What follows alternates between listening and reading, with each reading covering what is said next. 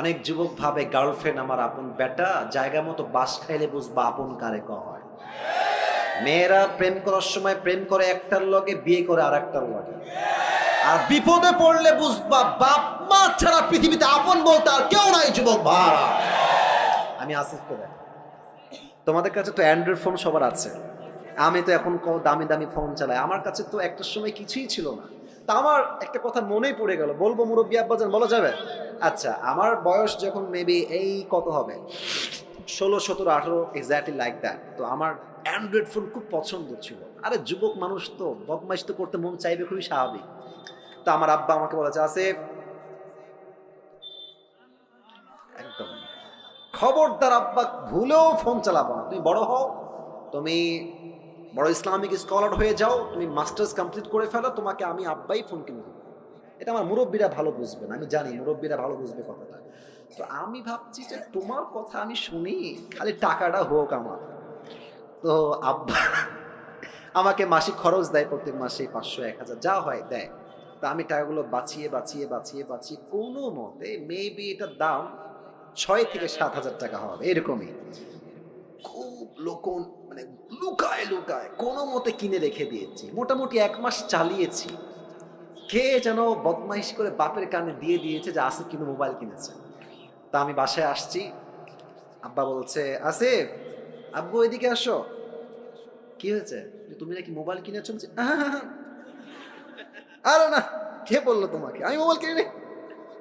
আব্বা আমি কিন্তু শুনছি, আমার বাপ কিন্তু খুলনার লোক, আমিও খুলনার লোক, আমার সবার জন্ম খুলনায়। বলছে, আব্বা তুমি কেনছো? আমি কিন্তু শুনছি। কোয়ানে দাও, আমার বাড়ি করে দাও। আব্বা আমি কিনি নাই, এই মিথ্যা কথা, তোমার কিটা কইছে? আমি কিনি নাই। আমার বলছে, আমি জানি কিনেছো, বের করো। আমি বলছি, আমি এই ফোন তোমাকে দিব না। বিশ্বাস করো না, আমার বয়স প্রায় 25 প্লাস, প্রায় 30-এর কাছাকাছি। আমার আব্বা জীবনে আমাকে কোনোদিনও মারে নাই, কোনোদিনও একটা এমনিও করে নাই। পুরো বছরে একটা দিন মাহফিল, আমি থাকবো মাত্র 1-1.5 ঘন্টা। যদি আপনি আমাকে দেখতেই না পারেন তো সারা জীবন আফসোস থেকে যাবে। আজকে আমি চাই না কোনো বিশৃঙ্খলা হোক, আমি চাই না আমাকে দেখতে কোনো অসুবিধা হোক। একদিন এসেছি, কবে আবার আসবো এ তো সির্ফ আল্লাহকে মালুম হ্যায়। তো আমরা চাই আজকের মাহফিলটা আসছিও ভালোবাসা নিয়ে বিদায় নিব আমরা সবাই। বলেন সবাই ইনশাআল্লাহ।